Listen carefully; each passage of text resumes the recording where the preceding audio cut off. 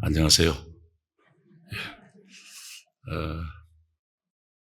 제가 이렇게 꼽아보니까 2019년 5월 어느 주일인가 오후 예배 때 얼떨결에 설교를 하라 그래서 설교한 적이 있습니다. 다시 이 강단에 설 수 있는 은혜를 주셔서 하나님께 감사를 드립니다. 우리 대한민국 이야기 조금 하겠습니다. 원래 2월 27일자 전북 MBC 저녁 뉴스에 이런 내용이 나왔습니다. 전라북도 전체에 24학년도 초등학교 1학년 입학생이 한 명도 없는 학교가 34개 학교로 그렇게 보도가 되었습니다. 그리고 이제 그 다음 순서가 경상북도, 또 강원도 순이고, 제가 살고 있는 울산은 초등학교 1학년 입학생 2명이 있는 학교가 제일 적은 학교였습니다. 대한민국 전체에 원래 157개 초등학교가 1학년이 없습니다. 제가 왜 이것을 좀 기억을 하냐면 제 큰손자가 지금 이제 요 나이입니다. 초등학교 이번에 1학년 들어간 나이인데 20년 뒤가 되면 대한민국의 젊은 층이 어떻게 될까? 지금 8살, 7살, 6살 이렇게 내려오는 이 연령층이 수가 점점 줄어요. 저출산의 하나의 어떤 흔적인데 제5공화국 시작되었던 전두환 대통령 통치 시절에 우리 대한민국의 교회의 모든 구성원들이 국가시책을 너무 잘 따랐습니다. 둘만 낳아 잘 기르자. 그리고 둘도 많으니까 아들, 딸 구별을 말고 하나만 놓자. 또 남성들은 예비군 훈련 가면 또 정관수술 받으면 훈련 빼준다. 이렇게 해서 그 당시에 그 흐름으로 쭉 이어져 왔습니다. 저도 이 내용을 한 5년 전에 좀 깨달았습니다. 그래서 참 하나님 앞에 많이 회개했는데 오늘 이 예배에 참여하신 분 중에 자제분이 둘 두고 계신 분들은 오늘 주무시기 전에 회개기도 한번 하고 주무시면 좋겠습니다. 창세기 1장 28절 말씀에 보면 생육하고 번성하고 땅에 충만하고 땅을 정복하고 땅을 다스리라는 말씀을 이미 우리에게 주셨음에도 불구하고 하나님의 이 준엄한 명령을 우리는 정면으로 받아치고 거역했습니다. 제가 살고 있는 울산 동부 지역에 현대중공업 정문 앞에 제가 심호하는 교회가 있는데 여기서 50m 직선거리로 아프간 특별 기여자라고 하는 분들이 한 3년 반 전에 저희 지역에 현대중공업이 제공한 아파트에 들어왔습니다. 그중에 일부가 27가정 159명이 저희 지역에 들어와서 정착했습니다. 지금은 이제 몇 가정이 좀 떠나갔습니다만 3년 반 사이에 아이가 7명이 넘는 집이 많습니다. 계속 놓습니다. 오늘 여기에 계신 우리 교우들 중에 가임기에 계신 우리 분들은 하나님의 은혜를 힘입어 다산의 축복이 있기를 원합니다. 이미 생산 능력이 지나가신 분들은 자제분들이나 손주들에게 이 축복이 이어가기를 주의 이름으로 축복합니다. 우리 심각하게 생각을 하셔야 됩니다. 미국 땅에 사셔도 미국도 제가 들으니까 저출산의 영향을 지금 받고 있다 그렇게 들었고 작년 11월에 제가 저희 교회 중3 아이들 이제 입교문답을 했는데 13명을 이제 중3 아이들 했는데 결혼을 할 거냐 이렇게 물어보니까 13명 중에 10명은 결혼을 한다 그러고 3명은 결혼을 하지 않겠다라고 단호하게 이야기를 하더라고요. 그래서 제가 결혼 유무에 관계없이 그러면 아기를 가지겠느냐 13명 중에 7명은 가지겠다 8명은 가지지 않겠다라고 답을 했습니다. 다음 세대 아이들이지만 분명한 자기가 생각을 갖고 있어요. 우리가 살고 있는 이 시대는 코로나를 지나면서 갑작스럽게 우리에게 굉장히 당황스러운 상황으로 들어왔고 또 교회는 이로 인해서 준비되지 아니한 가운데 한 30% 정도는 아직까지 회복이 되지 않는 그런 상황이 계속되고 있습니다. 이제 목회자 쪽으로 좀 가보겠습니다. 이제 우리 교단에서 목사님을 이제 배출하는 기관이 이제 총신대학교 신학대학원입니다. 그리고 교단 산하에 이제 인준신학교가 있습니다. 팔신, 대신, 광신, 그리고 미국에 있는 우리 국제개혁 신학교. 이런 이제 신학교들이 이제 MDB 과정을 통해서 이제 목사님이 배출되어지는데, 한국 상황에 보니까 2017년도에 997명이 강도사 고시를 쳤습니다. 불과 몇 년 지나지 않습니다. 올해 24년 422명이 강도사 고시 쳤습니다.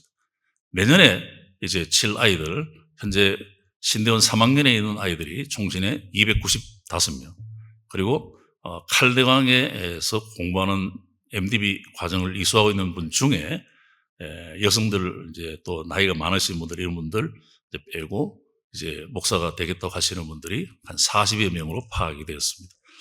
그럼 올해는 422명이지만 내년에는 335명으로 이제 줍니다. 그리고 2학년은 입학할 때부터 미달이었습니다. 그리고 목회자가 줄고 있습니다. 그러다 보니까 현재 대전 밑으로는 이제 부목사님 구하기가 정말 어렵습니다. 그리고 수도권에도 30대 부목사님은 조금 큰 교회를 선호해서 그쪽으로 가시고, 좀 나이가 든 분들은 이제 주변으로 가게 됩니다. 제가 신학교 다닐 때 참 힘들게 불렀던 찬송이 부름받아 나스님은 어디든지 가오리다, 이 찬송이었는데, 요즘은 부름받아 나스님은 대전권만 가오리다. 그래서 얼마 전에 수도권만 가겠다고 이렇게 좀 바뀌더라고요. 이게 교계에서 준비되지 않은 가운데 갑자기 이런 현상들이 지금 일어나고 있습니다. 이것은 저희 교단만 그런 것이 아니라 통합이나 다른 모든 교단이 똑같이 겪고 있고, 통합교단은 이미 지방의 7개 신학대학교가 통폐합을 이번 총회 때 아마 결의할 것 같습니다. 우리의 삶은 전혀 뜻하지 않는 일들이 갑자기 다가옵니다. 어젯밤에 제가, 오늘 밤이죠, 새벽 2시 반에 갑자기 제가 깼어요. 깨서 핸드폰을 이렇게 보니까 카톡에 저희 교회 안수 집사님이 조금 직전에 소천을 하셔서 저희 행정목사님이 이제 카톡방에 올려놨더라고요. 참 사람 일은 알 수 없지 않습니까? 우리가 때로는 잘 올라가다가 주저앉기도 합니다. 때로는 다 준비됐는데 동서남북이 막히기도 합니다. 하나님을 잘 신앙했는데 하필이면 나에게 왜 이런 일이, 이렇게 표현하는 일들도 우리 가운데 참 많이 일어납니다. 제가 심호하는 교회가, 제가 23년째 심호를 하고 있는데 현대중공업 다니는 분들이 90%입니다. 그래서 이제 중공업의 그 환경 변화에 따라서 교회가 영향을 많이 받습니다. 근데 장로님들이 제가 부임하는 그 해부터 작년 연말까지 23년간 똑같은 말을 합니다. 목사님, 내년엔 너무 어렵습니다. 교회가 긴축 재정해야 되고 줄여야 되고, 항상 그렇게 이야기를 하시더라고요. 저는 미래를 보고 비전을 보고 앞을 향하여 계속 이 말을 계속하고 있는데, 20년 이상 저의 강론을 들은 분들이 끊임없이 눈앞만 자꾸 보고 코앞만 보는 이야기를 계속하는 이 모습 속에 저도 상당히 좀 당황했습니다. 근데 하나 깨닫는 것이 있습니다. 천지창조 이후에, 하와가 범죄한 이후에 우리의 삶의 모든 영역은 한 번도 좋았던 적이 없습니다. 모든 삶의 영역은 다 어렵고, 각자의 입장에서 볼 때 다 어려워요. 남자분들, 군에 갔다 오신 분들은 자기가 근무한 지역이 제일 어렵다고 이야기를 합니다. 이 어려움이 교차되는 이런 삶의 모든 상황 가운데서 우리가 예수 믿는 사람으로서 어떻게 살아야 될까? 우리는 오랜 기간 동안 우리의 한 주일의 개념이 성경하고는 조금 다르게 갔습니다. 한 주일의 첫날이 언제입니까? 이렇게 여쭤보면 월요일이라고 이야기하고 주말은 금, 토, 주일을 주말이라고 묶어서 이야기합니다. 제가 20년 전에 이제 리폼드 신학교에 제가 여기서 공부를 좀 할 때 보니까 주말 예배라고 그때 이야기를 하더라고요. 그래서 토요일 저녁에도 예배 드리고 또 주일 아침에도 예배를 드리고. 주말 예배가 뭐지? 주일이 있는데 좀 그런 생각을 했어요.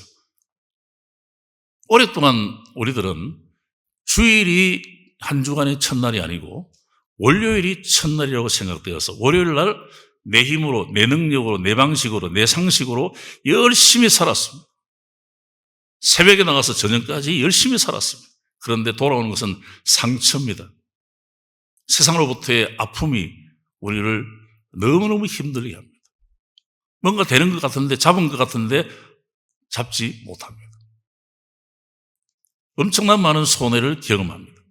그래서 한 주 내내 얻어터지고 기진맥진해서 금요일 부영예배, 목장예배, 순예배 이런 모임에 왔을 때에 할 말이 없는 겁니다. 그리고 원망과 불평만 늘 털어놓았습니다.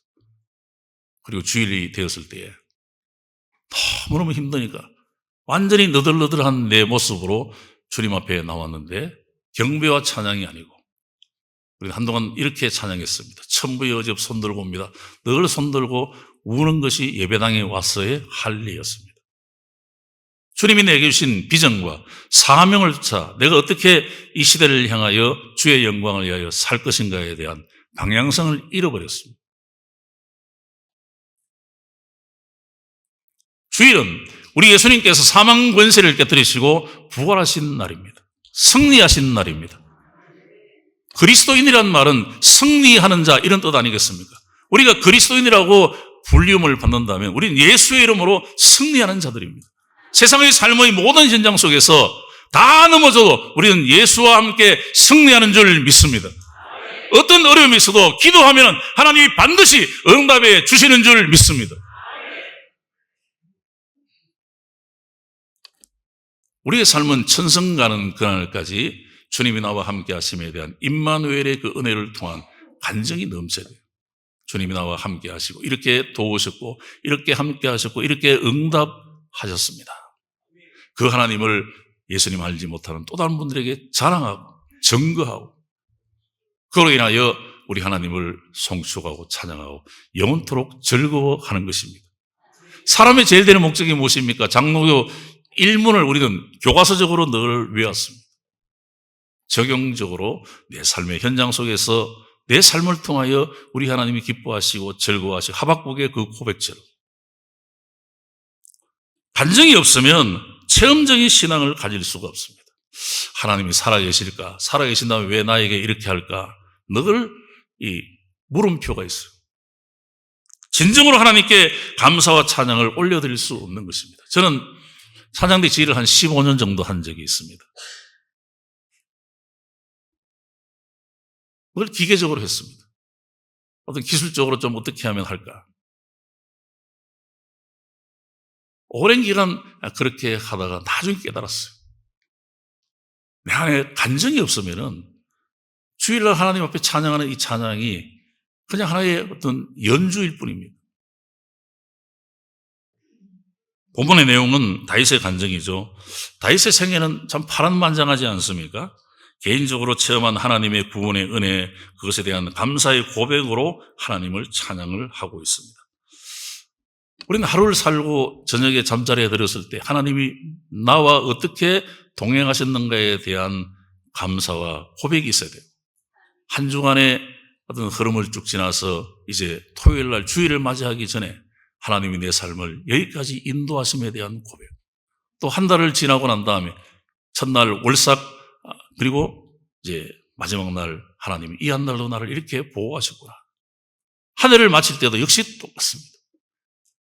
달려가서 우리의 인생이 이제 하나님이 나를 부르시는 그 시점이 왔을 때에 나를 불쌍히 여겨서 하나님의 자녀로 삼아주심도 고마운데 충성되이 여기셔서 직분 맡겨주시고 나를 주의 몸된 교회의 재직으로 세우셔서 영광을 받으시는 그 하나님께 찬양을 올려드려요. 가족들에게 예수 잘 믿으라고 말씀하고,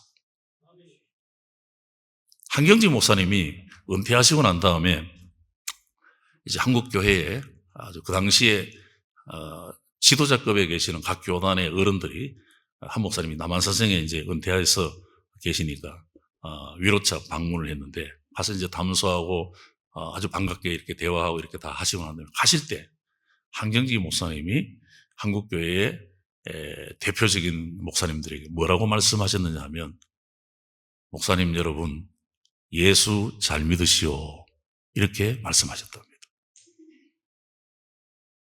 오늘 우리가 우리의 인생을 다 마치고 주님 앞에 서기 바로 직전에 우리 사랑하는 교우들에게 또 우리 사랑하는 가족들에게 예수 잘 믿어라, 이 말을 우리가 다 남기고 가야 되지 않겠습니까?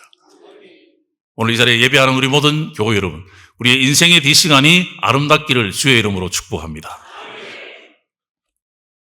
자, 이제 첫 번째 하나님의 도우심을 좀 보겠습니다. 1절에 보시면 여호와께서 다윗을 모든 원수의 손과 사울의 손에서 구원하신 그날에 다윗이 이 노래의 말씀으로 여호와께 아뢰었다. 우리가 사무엘서를 쭉 읽어보면은 다윗의 일생은 원수와 대적과의 싸움이었습니다. 우리도 영적 전쟁 가운데 있습니다. 악한 마귀 더러우신 귀신과의 싸움입니다. 이 영적 전쟁에서 승리하시기를 바랍니다. 다윗은 하나님이 도와주지 아니하셨다면 그의 생명은 보존될 수 없었던 것입니다. 전 저 개인적인 상황을 이렇게 쭉 보면은 전 참 목사로서 강단에서 말씀을 증거할 만한 사람이 아닙니다. 너무 참 하나님 앞에 부끄럽고 송구하고, 그럼에도 불구하고 하나님께서 저를 부르셨고 목사로 세워주셨고 여기까지 인도하셨습니다. 수없이 많은 넘어짐이 있었고 수없이 많은 허물들이 있음에도 불구하고 하나님은 저에게 은혜를 베푸시고 여전히 도와주시고, 제가 목사님하고 잠깐 시청각 좀 하겠습니다. 목사님 잠깐만 나오시죠. 우리 목사님이 하나님이십니다. 저는 인간입니다.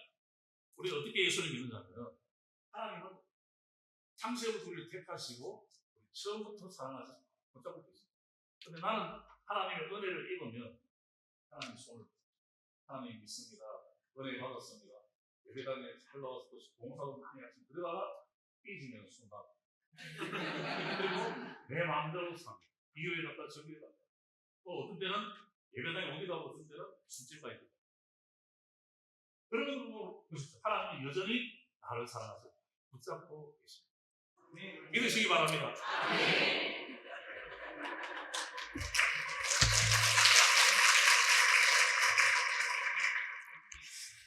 다윗은 모든 원수의 손에서 구원하신 그 하나님을 늘 찬양했어요.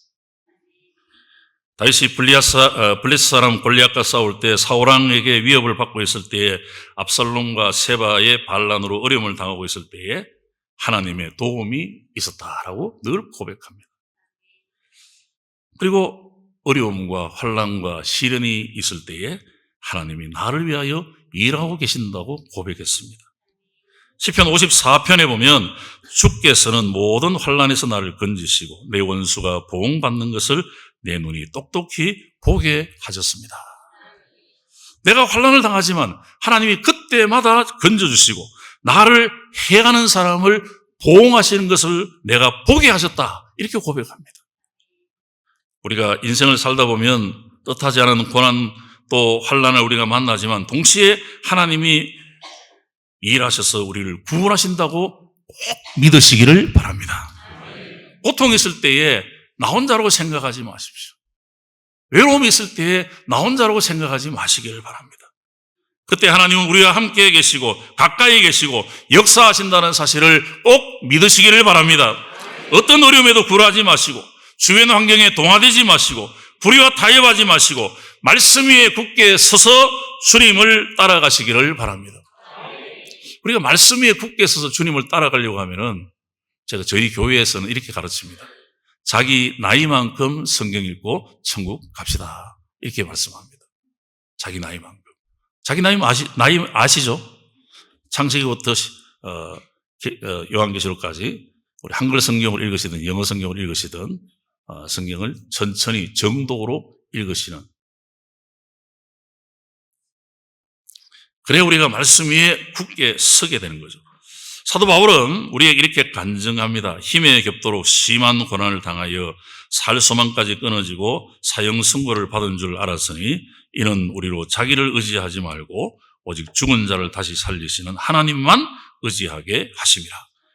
그가 이같이 큰 상황에서 우리를 건지셨고 또 건지실 것이며 이후에도 건지시기를 그에게 바란다 그랬습니다. 어떤 어려움이 있어도 과거에도 하나님이 건져주셨고 오늘도 나를 건져줄 것이고 앞으로도 건져줄 줄 믿으시기 바랍니다. 그래서 우리는 지금은 가만히 계셔야 됩니다. 지금은 하나님이 일하시는 것을 보시면서 하나님이 어떻게 일하실까 우리가 바라보셔야 됩니다.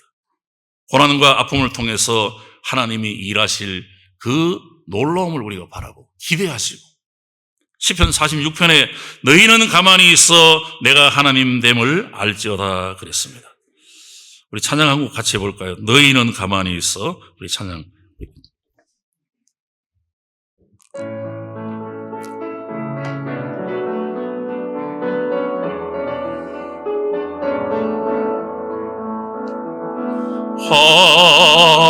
하나님은 우리의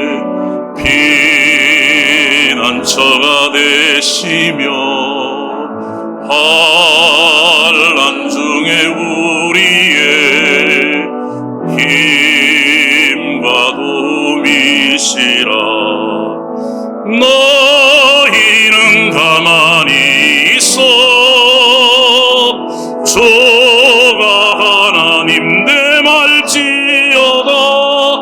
열방과 세계 가운데 주가 높임을 받으리라. 너희는 가만히 있어 주가 하나님 됨알지어다. 열방과 세계 가운데 주가 높임을 받으리라. 할렐루야. 우리가 하나님을 신앙하면서 우리가 어떤 때는 하나님을 내가 다 안다 이렇게 착각할 때가 있습니다. 우리가 한 해를 또 한 해를 이렇게 지나면서 인생의 여러 가지 어떤 일들을 경험하면서 하나님을 알아가기 시작하는데, 성경에 활자로 기록된 하나님이 아니라 내 삶을 통해서 나와 함께 하신 그 하나님을 알아가게 됩니다. 하나님은 사랑이 많으시구나. 하나님은 나를 기다려 주시는구나. 하나님은 때때로는 나를 안아주시고 위로해 주시고 아들아 딸아 그래 안다라고 말씀하시는구나. 그 하나님 때문에 우리가 힘을 얻고 일어서는 것 아니겠습니까? 성도들이 여러 가지 질병이나 아픔을 당할 때에 참 많이 저 개인적으로 많이 아픔이 있습니다. 그런데 저나 그분이랑 함께 위로를 받는 것은 하나님을 좀 더 깊이, 좀 더 가까이 알아가고 있다고 하는 것입니다. 시편 119편에 보면 고난당한 것이 내게 유익이라고 말씀합니다. 이스라엘 백성들이 이제 출애굽에서 홍해로 이제 왔을 때에 뒤에는 애국 군대가 따라오고 앞으로는 더 갈 수가 없고, 그 시간 백성들은 이구동성으로 하나님을 원망하고 지도자를 원망했습니다. 근데 모세는 그 참 난처한 상황에 출애굽기 14장 기록에 보니까 이렇게 말씀합니다. 너희는 두려워하지 말고 가만히 서서 여호와께서 오늘 너희를 위하여 행하시는 구원을 보라 그랬습니다. 이 말씀을 적용하면 한번 따라 하실까요? 어려울수록 조용하자. 이거는 우리 개인이나 우리 신앙 공동체에 다 적용이 되는 것 같습니다. 제가 교회를 이렇게 섬기면서 보니까 어려울 때에 자꾸 뭔가 말을 하기보다는 교회를 위하여 함께 하나님 앞에 계속 엎드리면서 기도할 때에 하나님이 다 풀어가시는 것을 보게 됩니다. 우리 개인의 일도 마찬가지입니다.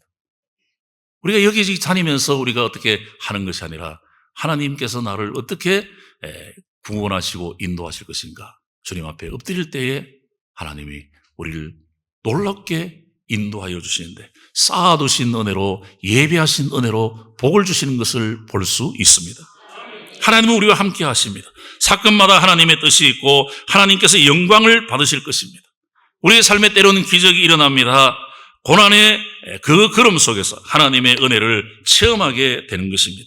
2절 3절에 보면 고난을 많이 당한 다윗이 하나님을 향하여 여호와는 나의 반석이시오 나의 요새시오 나를 위하여 나를 건지시는 자시오 내가 피할 나의 반석의 하나님이시오 나의 방패시오 나의 구원자라고 고백하고 있습니다.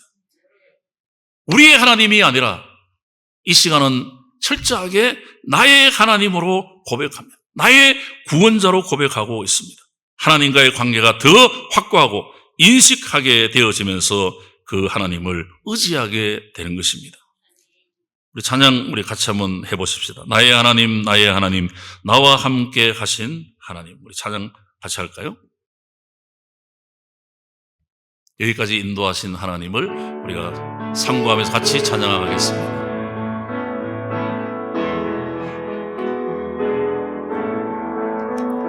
나의 힘이 되신 여호와여 내가 주님을 사랑합니다. 주는 나의 반석이시며 나의 요새시라. 주는 나를 건지시는 나의 주 나의 하나님 나의 피할 바위시요 나의 방패시라. 나의 하나님 나의 하나님 구원의 뿌리시요 나의 선송이라. 나의 하나님 나의 하나님 그는 나의 여호와 나의 구세주. 할렐루야. 다윗은 하나님 없이는 살 수 없음을 끊임없이 고백합니다. 우리도 인생을 살아가는 여정 가운데 하나님이 나와 동행하심에 대하여 끊임없이 고백하며 사시기를 바랍니다. 시편 18편에 보면 나의 힘이 되신 여호와여 내가 주를 사랑합니다. 그렇게 고백하지 않습니까? 이 다윗의 기도는 전쟁 가운데서 늘 이 기도를 드렸기 때문에 삶의 모든 현장 속에서 승리했음을 볼 수 있습니다. 여호와의 힘이 강한 자와 약한 자 사이에 주밖에 도와줄이 없사오니 우리 하나님 여호와여 우리를 도우소서 그랬습니다. 또 히브리서 13장에 보면 주는 나를 돕는 이시니 내가 무서워하지 아니하겠노라 그랬습니다. 천성 가는 여정 아무리 어렵더라도 하나님이 나와 함께 하시고 하나님이 나를 도와주시고 하나님이 내 인생의 길을 책임져 주신다는 사실을 꼭 믿으시고 승리하시기를 주의 이름으로 축복합니다. 한 가지 더 생각해 보면 따라할까요? 기도에 응답하시는 하나님. 다윗은 환난을 당하고 그때마다 하나님께서 응답하신 내용이 4절에서 7절 또 8절에서 20절은 어떻게 응답하셨는지 그 방법을 말씀하는데 5절 6절의 기록을 보면 다윗이 겪었던 고난이 얼마나 컸음을 볼 수 있는데 사망의 물결, 불의의 창수, 서울의 줄, 사망의 올무 이런 표현을 썼습니다. 얼마나 고난이 극심했는가를 알게 됩니다. 다윗이 어떤 죄가 있어서가 아니라 하나님을 믿고 하나님 뜻대로 살려고 애쓰다 보니까 엄청난 환난을 당했습니다. 디모데후서 3장에 무릇 그리스도 예수 안에서 경건하게 살고자 하는 자는 박해를 받는다 그랬습니다. 예수님도 이 땅에 계실 때 많은 환난을 당하고 우시기도 하셨습니다. 주님을 뒤따라간 사도 바울도 많은 환난과 고난을 당했죠. 죽도록 매맞고 돌에 맞아 죽은 줄 알고 성 밖에 버림을 당했고 또 다시 일어나서 성 안에 들어가서 제자들에게 권면하기를 우리가 하나님 나라에 들어가려면 많은 환난을 겪어야 할 것이다. 시편 34편에 의인은 고난이 많으나 여호와께서 그의 모든 고난에서 건지시는도다. 또 마태복음 5장에 보면은 나로 말미암아 너희를 욕하고 박해하고 거짓으로 너희를 거슬러 모든 악한 말을 할 때에는 너희에게 복이 있으니 기뻐하고 즐거워하라 그랬습니다. 혹시 예수 믿는 것 때문에 손해보는 일들을 경험하고 있으십니까? 예수 믿는 것 때문에 때로는 모욕적인 말을 듣기도 하십니까? 예수 믿는 것 때문에 박해를 받는다 이렇게 생각하기도 합니까? 자, 이럴 때 어떻게 해야 될까요? 우리가 그 사람과 대적에 싸우고 또 소송하고 또 10원짜리 100원짜리 막 이렇게 하고 멱살을 잡고 이렇게 해야 될까요? 성경이 우리에게 가르쳐주는 방법은 기도했음을 우리에게 가르쳐주고 있습니다. 우리가 기도하면 반드시 하나님이 응답해 주시는 줄 믿습니다. 이렇게 이해하시면 좋습니다. 그래서 이게 기도의 산이라고 제가 설명을 드리는데 이렇게 있습니다. 그러면 우리 인생을 살다가 어떤 어려움을 만났을 때 이 태산과 같은 산이 나를 딱 막고 있습니다. 그러면 내가 이 자리에서 하나님 앞에 내 형편과 사정과 처지를 조목조목 기도합니다. 하루 기도합니다. 이틀 기도합니다. 기도는 언제까지 해야 됩니까? 응답 주실 때까지. 계속 기도합니다. 기도하면 하나님께서 이쪽 태산 너머에 응답을, 해결의 방법을, 축복을 다 예비하고 있다가 기도하면 응답도 따로 올라옵니다. 계속 기도하면은 이 정상에 가서 기도 응답으로 우리에게 은혜를 주시는 겁니다. 이 시청자 여러분 꼭 기억하고 계십시오. 하나님 기도 응답 안 해주신다? 아닙니다. 기도하고 있으면 하나님 계속 응답을 준비해 주시다가 하나님의 때가 되었을 때 딱 그 하나님이 영광을 받으시는 그 시점에 응답해 주신다. 7절을 하나님이 자신의 기도를 들으시고 나의 부르짖음에 귀를 기울이신다 그랬어요. 다윗도 덫에 걸린 것처럼 사망의 줄, 서울의 줄에 묶여서 유일하게 할 수 있는 것은 하나님께 부르짖는 길밖에 없었는데 하나님께 간구하시고 안 되면 부르짖는데 이 부르짖는다는 말은 막 소리를 크게 내어서 악을 쓰면서 이게 부르짖는 게 아니고 하나님밖에 해결자가 없습니다. 하나님만이 나를 이 상황에서 건져내실 수 있습니다. 이 뜻입니다. 우리가 하나님께 기도하면 하나님이 반드시 응답해 주심을 믿으시기를 바랍니다.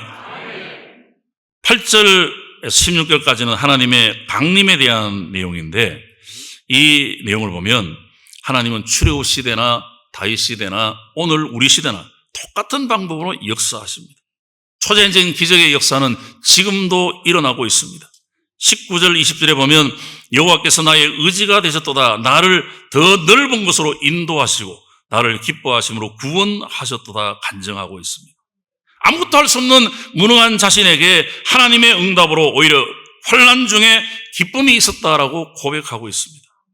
다윗의 고난의 현장에 하나님이 함께 하신 것처럼 우리 삶의 고난과 어려움의 현장 속에 하나님께서 위로와 기쁨으로 함께 하시는 줄 믿습니다. 이제 말씀을 맺겠습니다. 실패, 질병, 아픔, 두려움 이건 우리에게 그렇게 도움이 되는 건 아닙니다. 원치 않는 것입니다. 그렇지만 이건 굉장히 큰 아픔이고 괴로움입니다. 그런데 시간이 조금 지나면 우리를 연단하시는 주의 은혜를 거치고 난 다음에 하나님의 은혜이구나. 오늘의 아픔 때문에 너무 근심하거나 염려하지 마시기를 바랍니다. 성도의 고난은 하나님의 은혜라고 꼭 믿으시기를 바랍니다. 그리고 행복하시기를 바랍니다. 성경 기록을 보면 하나님이 왜 이 말씀을 우리에게 주셨느냐? 너희의 행복을 위하여 이 말씀을 주셨다고 그랬습니다. 그래서 예수 믿는 사람은 행복하게 사셔야 됩니다. 자주 웃으시면서. 그리고 축복의 통로가 되셔서 자꾸 나누시고. 오늘의 행복이 없으면 내일의 행복이 없습니다. 이민 오셔서 이 땅에 사시면서 털 찌푸린 얼굴로 살지 마시고 오늘 내가 행복해야 앞으로 살아가는 인생이 더 복되고 더 행복하지 않겠습니까? 우리는 하나님의 은혜를 늘 우리가 경험하고 있습니다. 저 개인적으로는 대학 1학년, 2학년 때까지는 이제 아주 좋았습니다. 이제 3학년 제가 이제 ROTC를 했는데 3학년, 4학년 때 조금 이제 이 겉바람이 좀 들었어요. 그리고 이제 군에 갔습니다. 별을 한번 달아보겠다. 그 생각을 했어요. 그래서 이제 군에 갔는데 한 달 만에 제가 이제 이 훈련을 다 하지 못하고 이제 서울에 있는 등촌동에 있는 그 당시에 지금은 이제 옮겼습니다만 수도통합병원에 입원을 했는데 심장에 문제가 생겼는데 판막이 닦여야 되는데 판막이 덜 닦여가지고 피가 역류를 합니다. 그래서 이제 훈련하면서 구보하면서 이게 자꾸 이제 하늘이 노래지고 자꾸 쓰러지는 거죠. 거기다가 이제 그 병원에 있는 동안에 바로 옆이 이 감염 내과가 붙어 있었는데 이 간염에 또 제가 급성 간염에 걸려가지고 수치가 3,750 정도까지 올라갔어요. 노란 단부지가 되어 있는 상태에서 대전에 조치원에 있는 대전 통합병원으로 갔다가 거기서 이제 또 이렇게 머리에 계속 진물이 나는 또 특이한 어떤 병이 또 생겼습니다. 결국은 진해에 가서 이제 군생활 병으로 마감했습니다. 동기들은 축축축 나가는데 저는 멈추었습니다. 비교식이 생겼습니다. 너무너무 제 인생에 아무런 희망과 방향성을 찾지를 못했습니다. 너무 힘들었고 너무 아팠습니다. 근데 그 당시에는 깨닫지 못했는데 제가 우여곡절 끝에 이제 목사가 되었습니다. 그리고 목사가 되고 이제 사역을 하는 가운데 제가 부산 수영로교회에서 이제 부목사를 했는데 거기에서 이제 금요 철회 기도 시간에 이제 부목사님들 A조, B조로 나눠가지고 이제 목사님 설교하시고 난 다음에 이제 안수기도를 합니다. 근데 어느 날인가 제가 이제 안수기도를 했는데 제 줄에 15년간 만성두통으로 어떤 약도 치료가 안 되는 한 여집사님이 제가 오늘 안수기도를 했는데 나았어요. 그러니까 이제 2주에 한 번씩 이게 목사님들 순서가 있어 A조, B조로 바뀌어요. 근데 제가 2주 뒤에 다시 이제 안수기도 하려고 섰는데 어떻게 됐겠어요? 제 줄이 얼마나 긴지요. 그동안 소문이 나가지고. 그래서 그 뒤에 제가 하나님 앞에 기도하기를 하나님, 제가 질병 가운데 있었지만 제가 다른 분들을 위해 기도하면 하나님이 응답해 주시기를 원합니다. 그런 마음으로 늘 기도하고 그렇게 기도를 하는데 하나님께서 신유의 은사를 주시고 아기 낳지 못하는 그런 자매들 기도하니까 또 아기를 가지게 되고 이러면서 제가 목회하는 가운데 하나님께서 참 많은 위로를 주시고 은혜를 주셔서 야, 하나님은 합력하여 선을 이루시는구나. 후에 지나고 보니까 제가 그렇게 질병이었고 제가 때론 동기들보다는 뒤처졌는데 하나님께서 나에게 다시 은혜를 베푸셔서 복을 주시는구나. 지금 제가 이제 신학대학원 졸업생, 저하고 같은 83회 졸업생 가운데 제가 이제 가장 먼저 총회 서기를 했고 그리고 제가 이제 이번에 9월 달에 총회장이 됩니다. 이런 걸 제 인생을 돌아보면은 모든 것이 하나님의 은혜고 하나님의 도우심이고 인도하심이었습니다. 저는 늘 기도할 때마다 여러분들 이렇게 기도하면 좋을 것 같아요. 하나님 저에게 돕는 손길을 붙여주시고 피할 길을 열어주시고 판단력과 또 담대함과 용기도 주시고 감당할 건강도 주시고 때는 그게 필요한 재정도 허락하여 주시고 하나님께 그렇게 기도하면요, 하나님이 누구를 통해서든지 그렇게 역사하시고 인도하신단 말이죠. 덤으로 사는 삶의 감격, 이것은 체험한 사람만 알 수 있습니다. 오늘 이 자리에 함께 예배하는 모든 교회 여러분, 하나님이 나와 함께 하심으로 인한 이 놀라운 체험이 여러분에게는 상식이 되시기를 바랍니다. 어떤 형편에 있어도 오늘의 행복을 포기하지 마시고 행복하게 사시고, 이것이 다윗의 간증이고 또 말씀을 강론한 저의 간증이고 오늘 이 자리에 계신 우리 모두의 간증이 될 줄 믿습니다.